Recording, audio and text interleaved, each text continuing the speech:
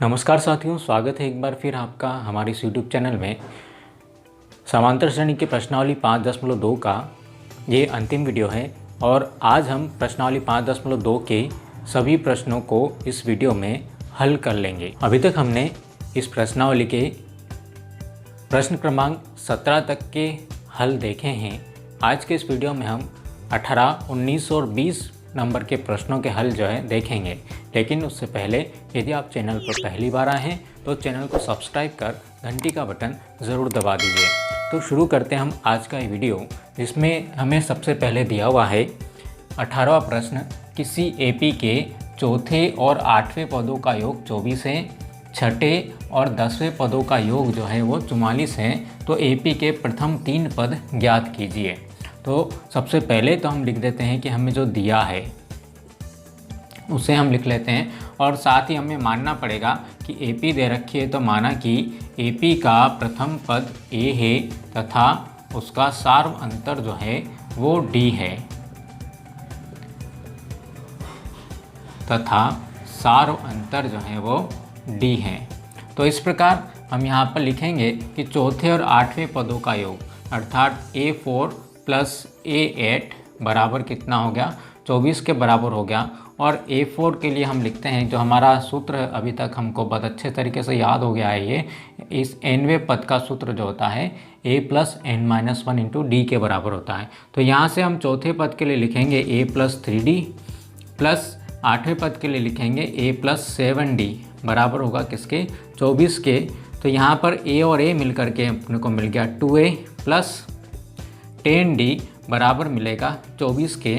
पूरे समीकरण को जो हम अगर 2 से भाग लगा दें तो यहाँ से अपने को मिल जाएगा A प्लस 5D बराबर 12। समीकरण नंबर 1 हमारा यहाँ पर बनके तैयार हो जाएगा।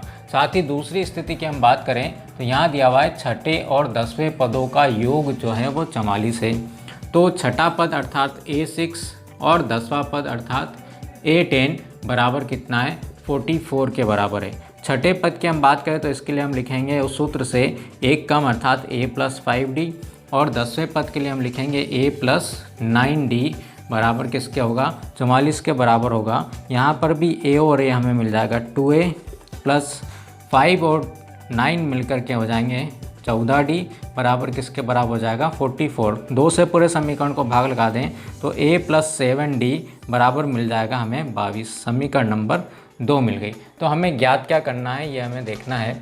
तो हमें प्रथम 3 पद ज्ञात करना है, तो उसे हम लिख लेते हैं जो हमें ज्ञात करना है। उसके बाद हम सवाल को जो है आगे बढ़ाते हैं। प्रथम 3 पद ज्ञात करना है अर्थात अपने को A1 ज्ञात करना है, A2 ज्ञात करना है अर्थात A प्लस D ज्ञात करना है अपने को, और A3 ज्ञात करना है जिसे हम लिखेंगे A प्लस 2D लिखेंगे।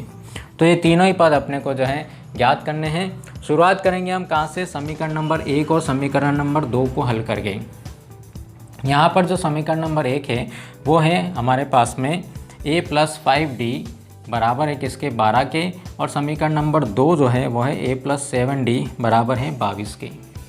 इन दोनों को हम विलोपन विधि से हल कर लेते हैं, और विलोपन विधि से हल करते तो हम यहाँ पर लिखेंगे घटाने पर, क्योंकि दोनों के चिन्ह जो है वो कैसे हैं, बराबर हैं, और गुणांक जो है A के बराबर है। तो यहाँ पर इसका नया चिन्ह माइनस हो जाएगा, यहाँ पर भी माइनस हो जाएगा और यहाँ पर भी माइनस मिल जाएगा। A में से A हमने घटा दिया, 5 में से 7 गए तो माइनस के 2D बचे, और 22 में से 12 चले गए हमारे तो माइनस के 10 बचेंगे। तो D का मान हमें यहाँ पर मिल जाएगा -10 अपॉन -2 अर्थात D का मान मिल जाएगा अपने को 5। ये D का मान हम समीकरण नंबर 1 में रख दें तो समीकरण नंबर 1 हमारे पास थी A प्लस 5D बराबर है किसके, 12 के। A प्लस 5 और D का मान भी 5 अपने को मिला है तो बराबर 12। तो A प्लस 25 बराबर किसके मिला है, 12 के अपने को प्राप्त हुआ है। जब इसको उधर लेकर के चले जाएंगे तो 12 माइनस हो जाएगा 25 अर्थात अपने को A का मान मिल जाएगा यहाँ पर -13। जब A मिल गया है, D मिल गया है, तो हम इसके आगे के पद लिख सकते हैं। इसलिए यहाँ पर हम लिख देंगे कि इसका जो पहला पद a1 जिसे हम किससे निरूपित करते हैं a से, उसका मान कितना है -13। दूसरा पद जिसे हम बोलते हैं a प्लस डी, अर्थात इस -13 के अंदर हम कितना जोड़ दें, 5 और जोड़ दें तो अपने को मिल जाएगा इसका दूसरा पद -8। और तीसरा पद जिसे हम बोलते हैं a प्लस 2d, अर्थात -13 प्लस 5 गुना 2 अर्थात -13 प्लस 10 बराबर कितने हुआ, -3 के बराबर हुआ। अर्थात हमने -13 में 5 जोड़ा है तो हमें दूसरा पद मिला, और इस दूसरे पद के अंदर जो है फिर से हमने 5 जोड़ा तो हमें कितना मिल गया, तीसरा पद मिल गया। इस प्रकार पहला पद -13, दूसरा पद -8 और तीसरा पद हमें प्राप्त हुआ है -3 के बराबर। इसी में जो हम अगला सवाल जो देखते हैं वो दिया हुआ है कि सुब्बा राव ने 5000 के मासिक वेतन पर कार्य आरंभ किया और प्रत्येक वर्ष उसको जो है 200 रुपये की वेतन वृद्धि जो है प्राप्त की। किस वर्ष के अंत में उसका वेतन जो है कितना हो जाएगा, 7000 हो जाएगा। तो यहाँ पर हम देखते हैं कि 5000 से काम उसका शुरू हुआ है, अर्थात इसका जो पहला पद है वो कितना होगा, 5000। ठीक, उसके बाद में 200 रुपये उसकी वृद्धि हुई, तो यहाँ पर दूसरे वर्ष में उसकी जो सैलरी है वो कितनी हो जाएगी, 5200 हमें प्राप्त हो जाएगी। और तीसरे वर्ष में फिर 200 और इंक्रीमेंट मिल जाएगा, तो यहाँ पर हो जाएगा 5400। इस प्रकार जो है हमसे पूछा गया है कि 7000 रुपये जो है कौन से वर्ष में उसको वेतन मिल जाएगा। तो हम मान लेते हैं कि माना कि 90वें वर्ष में उसका वेतन जो है 7000 रुपये हो जाएगा। 90वें वर्ष में 7000 हो गया, अर्थात ये जो 7000 है हमारे पास में कौन सा पद है, nवां पद है। अब इस यहाँ पर हम देखते हैं कि चूँकि समान हम राशि जोड़ते जा रहे हैं तो ये क्या बन रही है, हमारे पास में एक AP बन रही है, और जब AP बन रही है तो इसका पहला पद 5000 और सार्वंतर जिसकी हम बात करते हैं वो कितना है, 200 रुपये है। तो हमें क्या ज्ञात करना है, कौन से वर्ष में, अर्थात n का मान अपने को ज्ञात करना है। तो शुरुआत हम यहाँ से कर लेते हैं इसकी, कि हमें जो दिया हुआ है कि इसका जो nवां पद है, जो कि n बराबर कितने हैं, 7000 के बराबर है, और n का सूत्र हमें पता है a plus n-1 into D बराबर 7000। a का मान हमारे पास में 5000 रुपये हैं, n-1 और d का मान जो है 200 है। ये सब मान हमने यहाँ पर जो है रख दिए हैं। सबसे पहले 5000 को उधर हम लेकर के जाएंगे, तो n-1 इंटू 200 बराबर 5000 आप उधर लेके गए हैं तो 7000 माइनस 5000 बराबर हमें मिलेगा 2000 के बराबर। और अगली स्टेप में हम क्या करें कि इस 200 को भी हम उधर लेकर के चले जाते हैं, तो n-1 बराबर, जब ये 200 गुणा में है तो अपने को मिल जाएगा किसके बराबर, 2000 बटे 200। तो 20 से 20 हमारे कैंसिल हो गए, 2 से इसको काटेंगे तो n-1 बराबर मिलेगा 10 के, 1 को भी उधर ले गए तो n बराबर मिलेगा 11। अर्थात जो है उसको जो है 7000 रुपये मिलने में किस वर्ष में उसके वेतन 7000 रुपये हो गया, हमारा आंसर होगा कि 11वें वर्ष में उसका वेतन जो है कितना हो जाएगा, 7000 रुपये हो गया।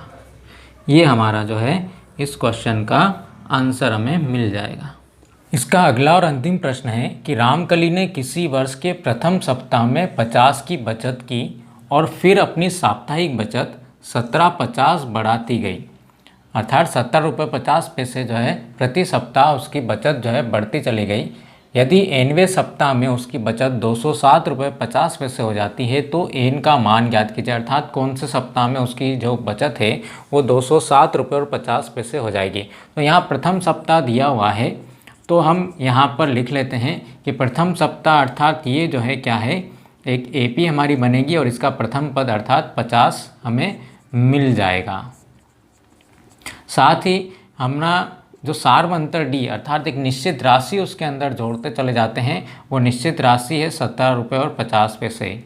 और एनवें सप्ताह में, अर्थात उसका जो एनवा पद है वो कितना हो जाएगा, 207 रुपये और 50 पैसे हो जाता है। तो एन का मान जो है अपने को ज्ञात करना है कि कौन से सप्ताह में ये राशि जो है इतनी हो जाएगी। तो यहाँ पर हम शुरुआत करेंगे कहाँ से, एन से। जो एनवा पद हमें दिया हुआ है वो कितना दिया हुआ है, 207 रुपये और 50 पैसे। और इस एन का सूत्र हमें बड़े अच्छे तरीके से अब ध्यान हो गया है, a plus n minus 1 into d के बराबर होता है।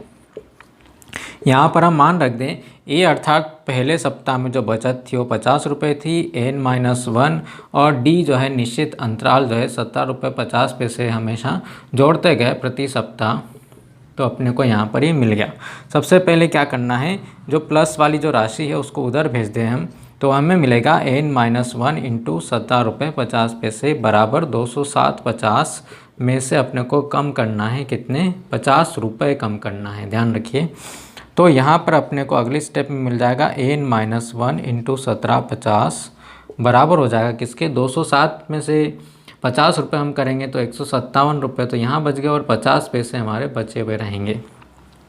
अब अगली स्टेप में हम क्या करें, एन माइनस 1 बराबर जो है यहाँ पर हमें मिल रहा है 157 रुपये 50 पैसे और बटे में चला जाएगा 17 रुपये 50 पैसे। यहाँ पॉइंट से पॉइंट हमारा कैंसिल हो जाएगा, 100 से 100 और 0 से 0 भी हमारा जो यहाँ कैंसिल हो गया। तो अगली स्टेप में अपने को यहाँ मिल जाएगा एन माइनस 1 इक्वल टू 1575 बटे 175। अब इसको इससे हमें काटना है तो 25 से काट दें हम तो 25 7 175 हो जाएगा और यहाँ पर मिलेगा 25 से 150 और 75 मिला 25 या 75 और 7 से फिर हम काटें तो यहाँ पर मिल जाएगा 9।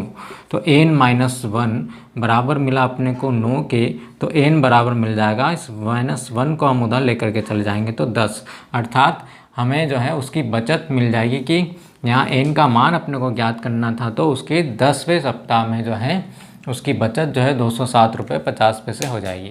तो इस वीडियो में हमने जो है प्रश्नावली 5.2 के अंतिम प्रश्न को हल किया है। वीडियो यदि आपको पसंद आया हो तो इसे लाइक कीजिए, अपने दोस्तों में शेयर कीजिए और चैनल यदि सब्सक्राइब नहीं किया है तो इसे ज़रूर सब्सक्राइब कीजिए। मिलते हैं हम अगले वीडियो में। साथ ही एक महत्वपूर्ण बात कि हम आगे आने वाले वीडियो में जो परीक्षा के लिए इम्पोर्टेंट प्रश्न हैं उनके हल और ऑब्जेक्टिव के वीडियो भी जारी करने वाले हैं, तो आप ये चैनल देखते रहिए। धन्यवाद। Have a nice day.